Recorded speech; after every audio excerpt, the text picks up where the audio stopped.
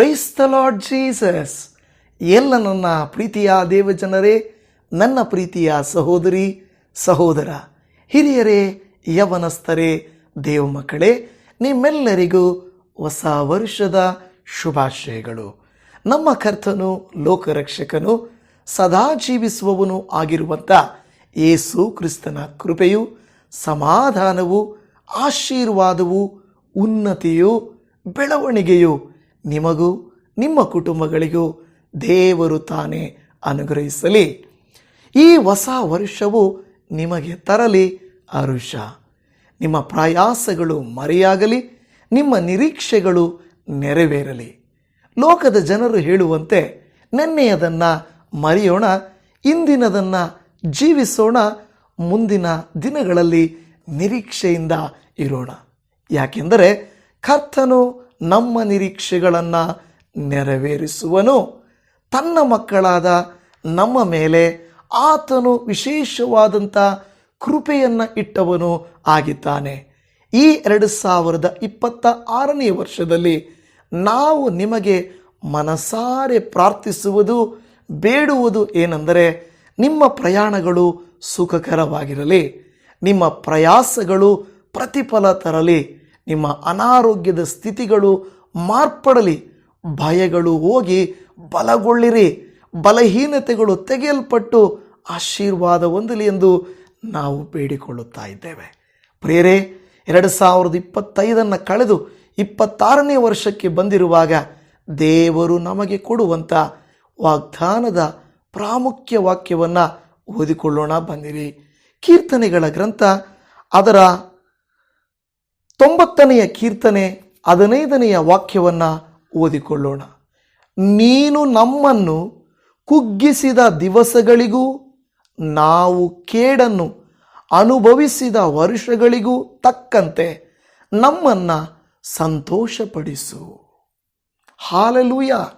ದೇವಜನವೇ, ಈ ವಾಕ್ಯವನ್ನು ಅನೇಕ ಸಂದರ್ಭಗಳಲ್ಲಿ ನೀವು ಕೇಳಿಸಿಕೊಂಡಿರಬಹುದು. ಆದರೆ ಇವತ್ತು ಸಕಾರಾತ್ಮಕವಾಗಿ ನಂಬಿಕೆಯಿಂದ ಈ ಪ್ರಾರ್ಥನೆಯನ್ನು ಮಾಡಿರಿ.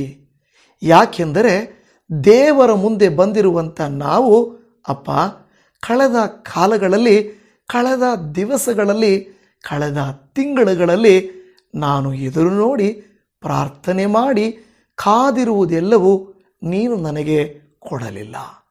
ಕೆಲವು ಸಂದರ್ಭಗಳಲ್ಲಿ ಕೆಲವು ಅನಾಹುತಗಳನ್ನು, ಕೆಲವು ನೋವುಗಳನ್ನು ನನ್ನ ಜೀವಿತದಲ್ಲಿ ಅನುಮತಿಸಿದ್ದಿ.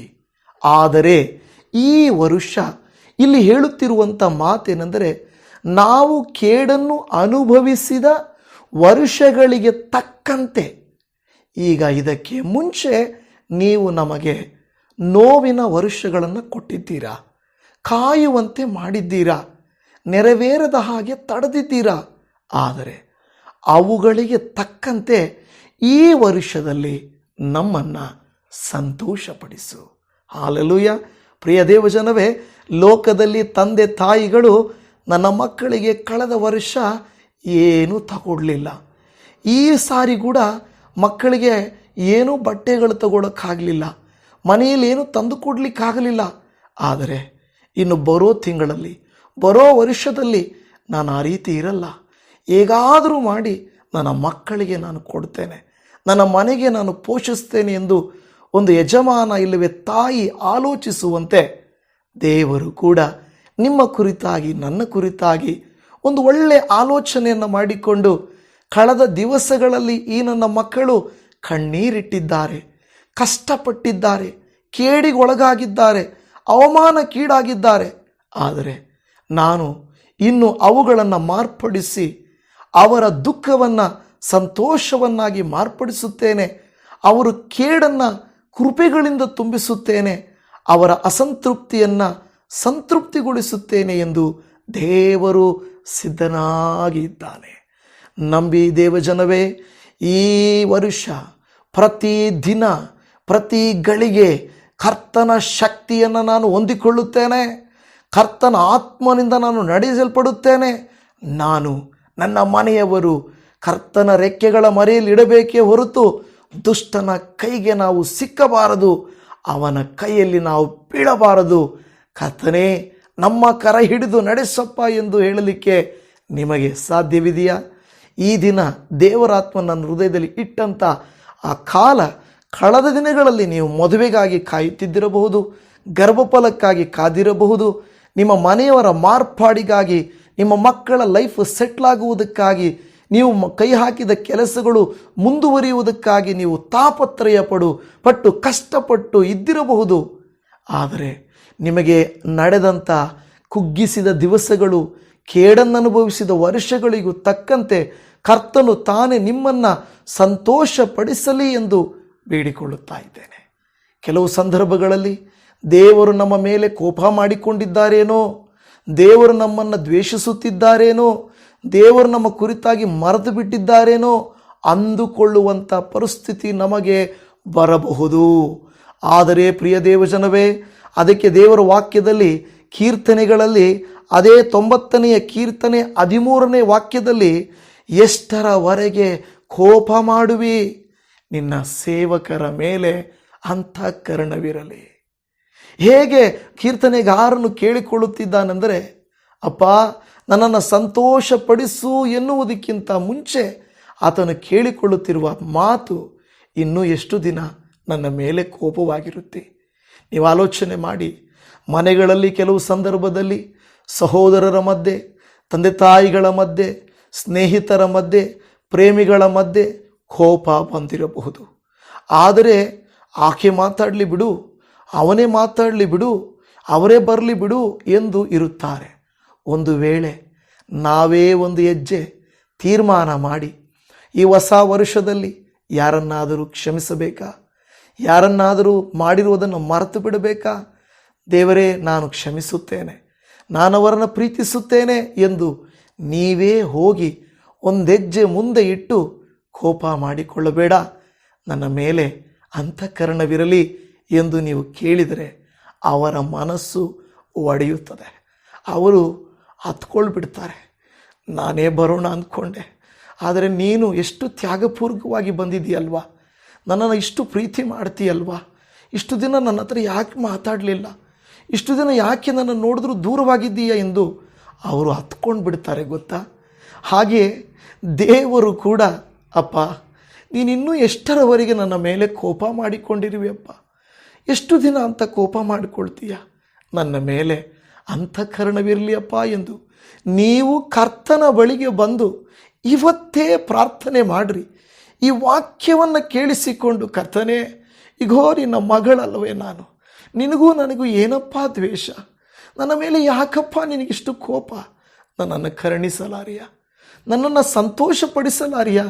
ಹೋದ ವರ್ಷ, ಅದರ ಹಿಂದಿನ ವರ್ಷಗಳು, ಹೋದ ತಿಂಗಳುಗಳು, ಹೋದ ದಿನಗಳು ನನ್ನನ್ನು ದುಃಖಪಡಿಸಿದ್ದೀಯಪ್ಪ, ನನಗೆ ನೋವನ್ನು ಅನುಮತಿಸಿದ್ದೀಯ, ನನ್ನ ಮೇಲೆ ಅಂತಃಕರಣವಿರಲಿಯಪ್ಪ ಎಂದು ನೀವು ಕೇಳುವುದಾದರೆ ಸ್ವಾಮಿಯ ಮನಸ್ಸು ಕರಗಿ ಹೋಗುತ್ತದೆ.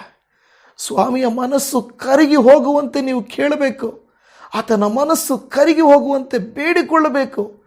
ಆಗ ಇದ್ದಾರಲ್ವಾ, ಮಗಳೇ, ಮಗನೇ, ನಾನು ಕಾಯ್ತಾ ಇದ್ದೆ, ನೀನು ಈ ಮಾತು ಹೇಳುವುದಕ್ಕಾಗಿಯೇ ಕಾಯ್ತಾ ಇದ್ದೆ.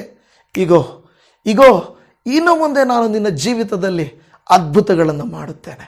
ಈಗ ನಾನು ನಿನ್ನ ಸಂಗಡ ಇರೋದು ನೀನು ಅನುಭವಿಸ್ತೀಯ, ನಿನ್ನ ಅನುಭವಕ್ಕೆ ಅದು ಬರುತ್ತದೆ ಎಂದು ದೇವರು ನಿಮಗೆ ಹೇಳುತ್ತಾನೆ. ನೀವು ಬೇಕಾದರೆ ಇದನ್ನು ಪರೀಕ್ಷೆ ಮಾಡಿ ನೋಡಿ. ಕರ್ತನ ಮನಸ್ಸು ಒಡೆಯುವಂತೆ, ಕರ್ತನ ಮನವು ಮುಟ್ಟುವಂತೆ ನಿಮ್ಮ ಮಾತುಗಳು, ನಿಮ್ಮ ಪ್ರಾರ್ಥನೆಗಳು ಕರ್ತನಲ್ಲಿರಲಿ ಎಂದು ನಾನು ನಿಮ್ಮನ್ನು ಕೇಳಿಕೊಡುತ್ತೇನೆ. ಕೀರ್ತನೆಗಾರನು ಕೇಳ್ತಾನೆ, ಅಪ್ಪ ಇನ್ನೂ ನೀನು ಎಷ್ಟರವರೆಗೆ ಕೋಪ ಮಾಡುವಿ, ಇನ್ನೆಷ್ಟರವರೆಗೂ ನಿನ್ನ ಸೇವಕರ ಮೇಲೆ, ನಿನ್ನ ದಾಸಿಯ ಮೇಲೆ, ನಿನ್ನ ದಾಸನ ಮೇಲೆ ಅಂತಃಕರಣವಿರಲಿ. ನಿಮಗೆಲ್ಲ ಗೊತ್ತಿದೆ, ಒಂದು ತಾಯಿ ಸಮಾರ್ಯದವಳು, ಆಕೆ ಬಂದು ತನ್ನ ಮಗಳಿಗಾಗಿ ಯೇಸುವನ್ನು ಹಿಂಬಾಲಿಸಿ, ಯೇಸುವಿನ ಶಿಷ್ಯರನ್ನು ಹಿಂಬಾಲಿಸಿ, ಅಯ್ಯ ಸ್ವಾಮಿ ಸ್ವಾಮಿ ನನ್ನನ್ನು ಕರುಣಿಸು ಎಂದು ಬೇಡಿಕೊಂಡಳು. ಆದರೆ ಸ್ವಾಮಿ ಕರುಣಿಸಲಿಲ್ಲ, ಆತನು ಹೋಗುತ್ತಲೇ ಇದ್ದಾನೆ. ಶಿಷ್ಯರು ಹೇಳ್ತಾರೆ ಕೊನೆಗೆ, ಸ್ವಾಮಿ ಆ ಮಗಳು ಬೇಡುತ್ತಲೇ ಇದ್ದಾಳೆ, ಹಿಂಬಾಲಿಸುತ್ತಲೇ ಇದ್ದಾಳೆ, ವಯಸ್ಸಾದ ಆಕೆ, ಹೆಂಗಸಪ್ಪ, ಬಲಹೀನಳು, ನೀನು ಯಾಕೆ ಕೋಪ ಮಾಡಿಕೊಂಡಂಗೆ ಯಾಕೆ ಹೋಗ್ತಾನೆ ಇದೆಯಾ, ಏನಾದರೂ ಒಂದು ಮಾತು ಹೇಳ್ಬಿಡಲ್ವಾ ಎಂದು ಶಿಷ್ಯರು ಹೇಳಿದಾಗ ಯೇಸು ಸ್ವಾಮಿಯಲ್ಲಿ ನಿಂತುಕೊಂಡು ಆಕೆಯನ್ನು ಕೋಪ ಬರುವಂತೆ, ಏನು ಬೇಕಮ್ಮ ನಿನಗೆ, ಯಾಕೆ ನನ್ನಿಂದ ಬರ್ತಾ ಇದೆಯಾ ಎಂದು ಕೇಳ್ತಾಳೆ. ಅಯ್ಯ, ನನ್ನ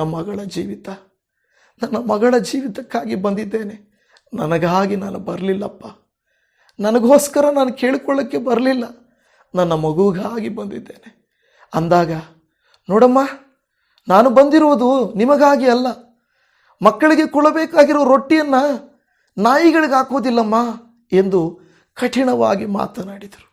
ಇದನ್ನು ಕೇಳಿಸಿಕೊಂಡ ತಾಯಿ, ಸ್ವಾಮಿ ಕೋಪ ಮಾಡಿಕೊಳ್ಳಬೇಡಿ, ಆ ನಾಯಿ ಅಂತ ನನ್ನನ್ನು ತಿಳ್ಕೊಳ್ರಿ, ನನ್ನ ಮೇಲೆ ಅಂತಃಕರಣವಿರಲಿ ಸ್ವಾಮಿ, ನನ್ನ ಮೇಲೆ ದಯೆ ಇರಲಿ ಅಪ್ಪ, ನನ್ನ ಮೇಲೆ ದಯೆ ತೋರಿಸಿ ನನ್ನ ಮಗಳಿಗೆ ಸೌಖ್ಯ ಮಾಡಪ್ಪ ಎಂದು ಕೇಳಿಕೊಂಡಳು.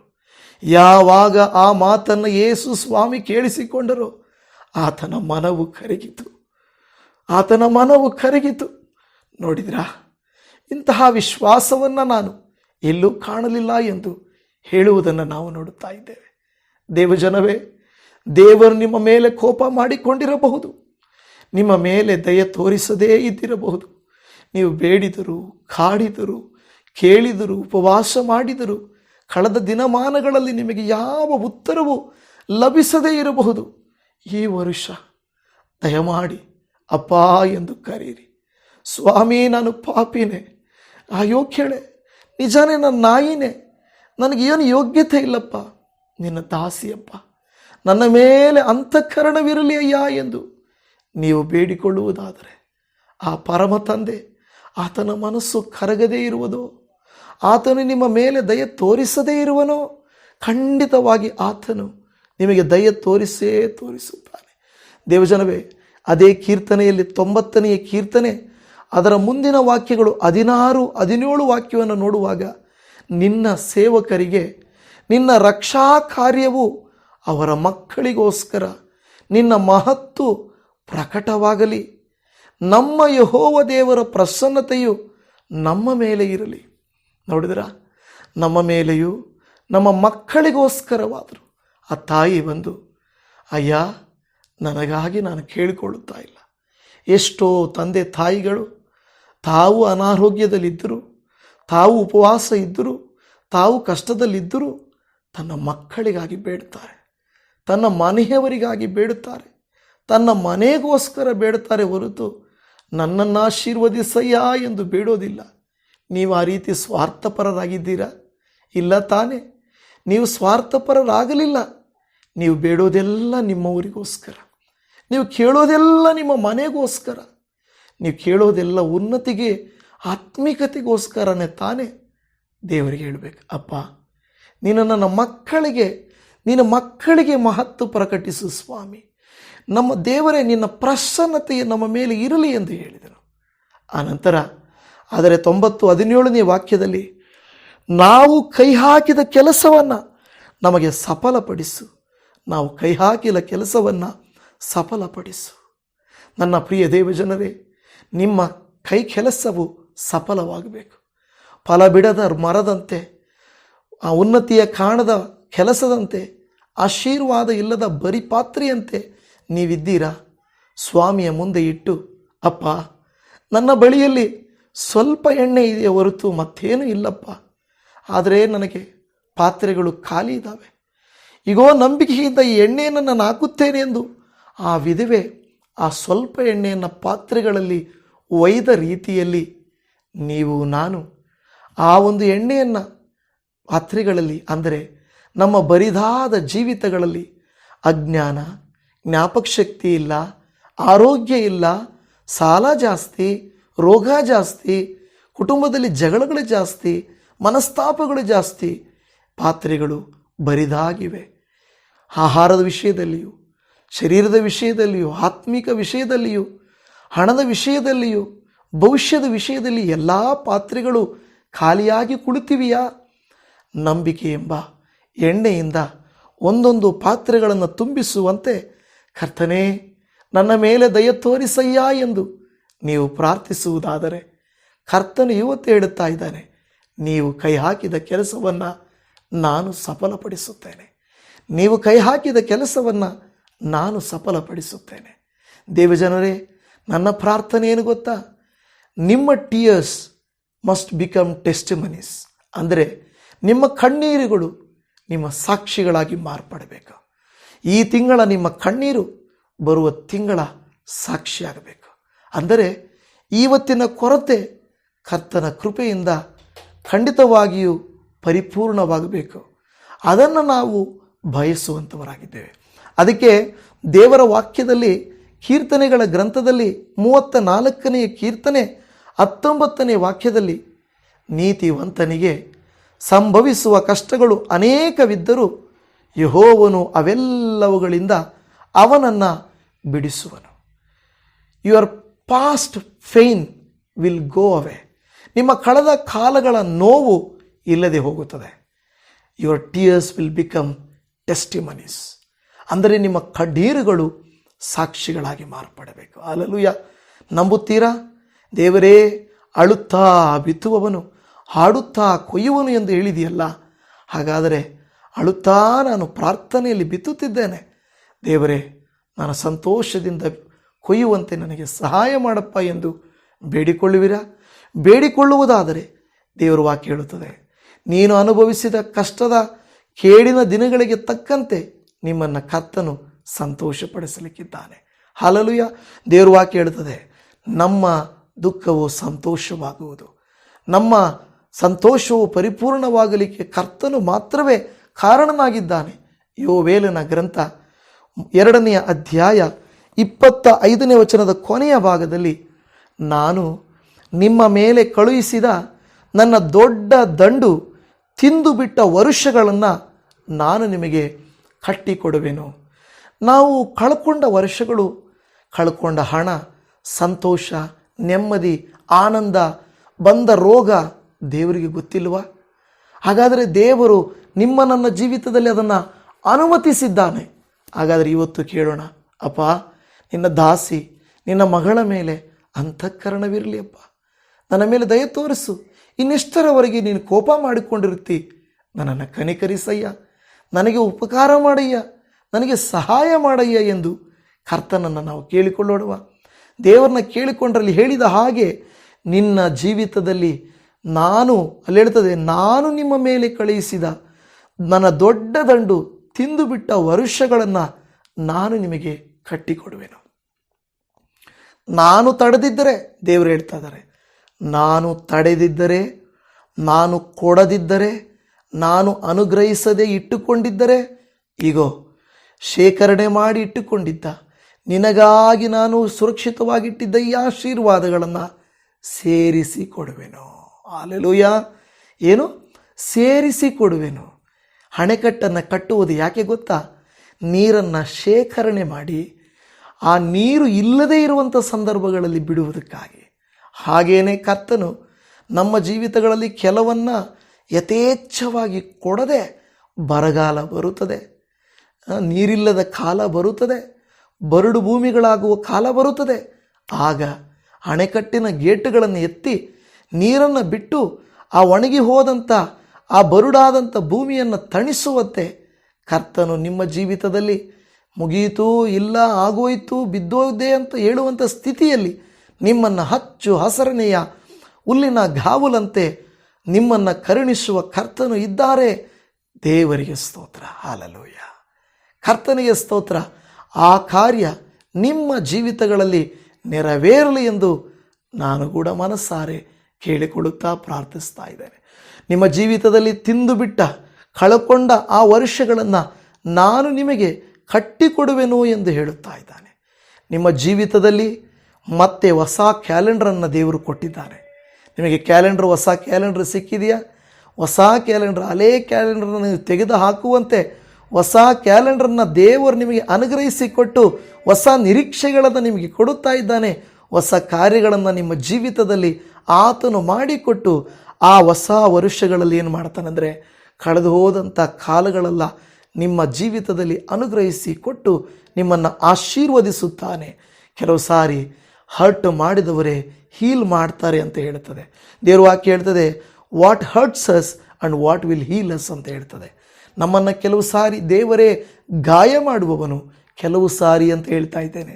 ಕೆಲವು ಸಾರಿ ಕರ್ತನೇ ನಮ್ಮನ್ನು ಗಾಯ ಮಾಡ್ತಾನೆ, ಆತನೇ ನಮ್ಮ ಗಾಯಗಳನ್ನು ಕಟ್ಟುತ್ತಾನೆ. ಕಳೆದ ದಿನಗಳಲ್ಲಿ ನಿಮಗೆ ಗಾಯಗಳಾಗಿರಬಹುದು, ಮೋಸವಾಗಿರಬಹುದು, ವಂಚನೆಯಾಗಿರಬಹುದು, ಸಿಕ್ಕದೇ ಇರಬಹುದು.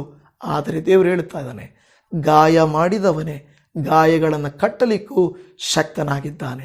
ನಿಮ್ಮ ಜೀವಿತದಲ್ಲಿ ಆದಂಥ ಆ ಕೆಟ್ಟ ಕಾರ್ಯಗಳನ್ನು ಯೇಸು ಸ್ವಾಮಿ ನಿಮಗೆ ಸಹಾಯ ಮಾಡಲಿ.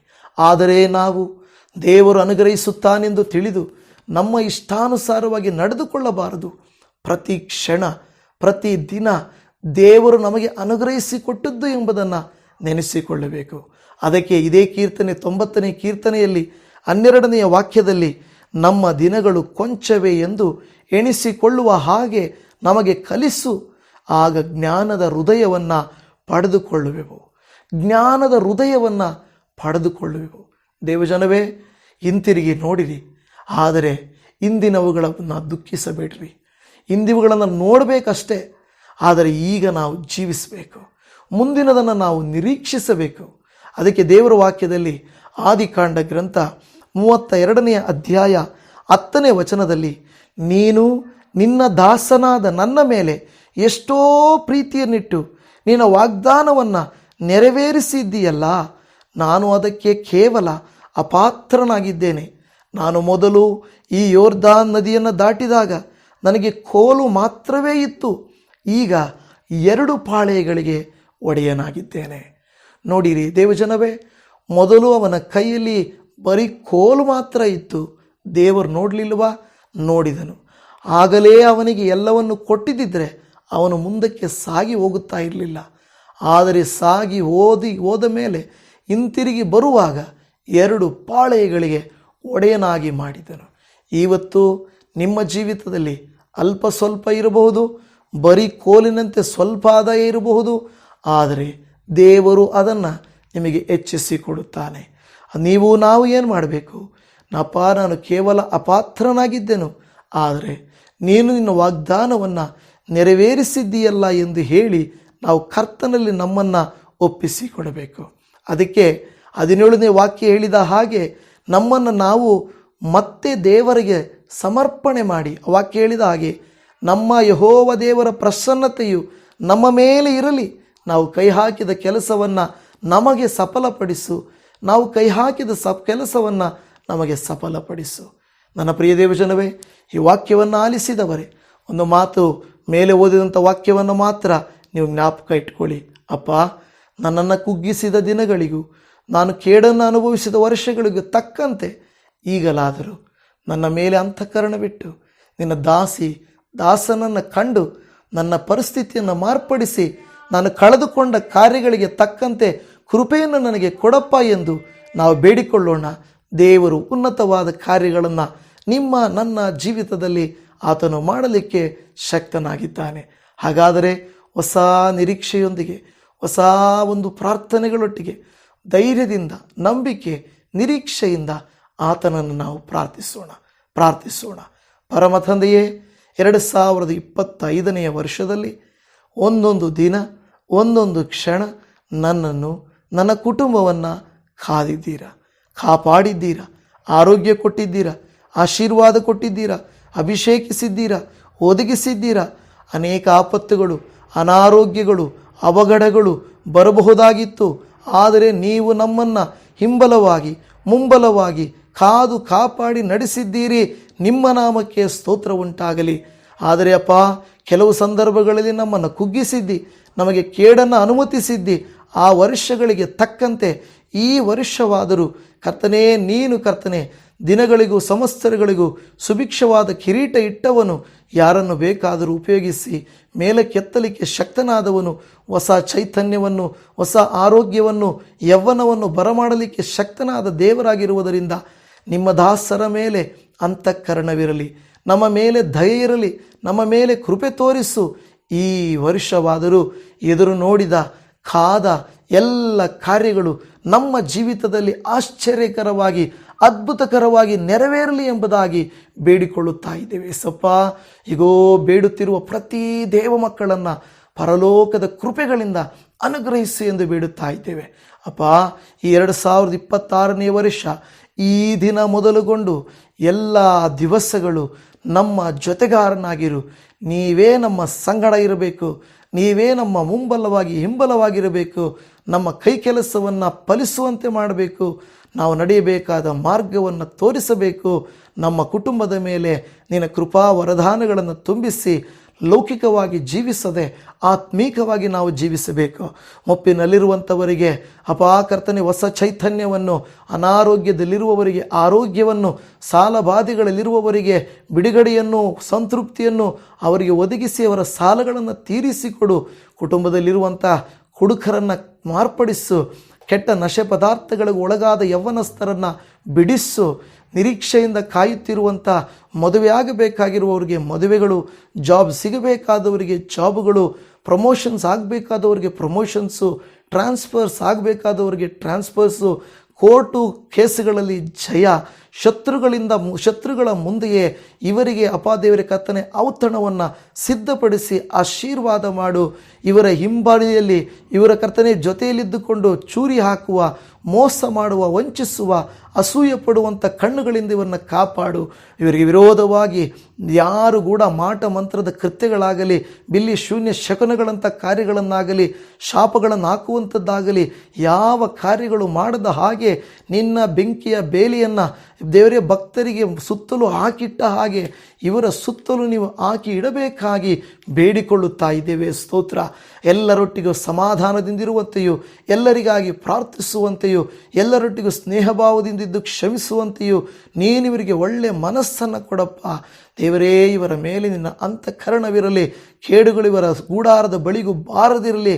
ಯಾವ ಸೈತಾನನ ದೇವರೇ ಕರ್ತನ ಶೋಧನೆಗಳು ಇವರನ್ನು ಏನು ಮಾಡದ ಹಾಗೆ ನೀನು ಕರುಣಿಸು, ಕಾಪಾಡು ಎಂದು ಬೇಡಿಕೊಳ್ಳುತ್ತಾ ಇದ್ದೇವೆ.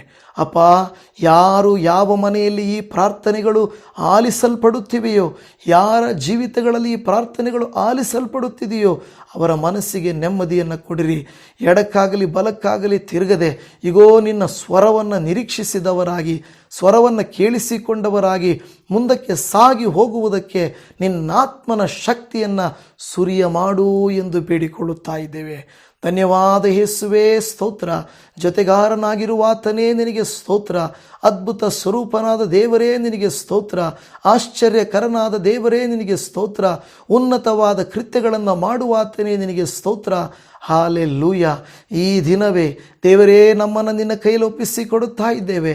ಇಗೋ ನೀನು ನಮ್ಮ ಜೀವಿತಗಳಲ್ಲಿ ಅತ್ಯುನ್ನತವಾದ ಕಾರ್ಯವನ್ನು ಮಾಡಬೇಕಾಗಿ ಬೇಡಿಕೊಳ್ಳುತ್ತಾ ಇದ್ದೇವೆ.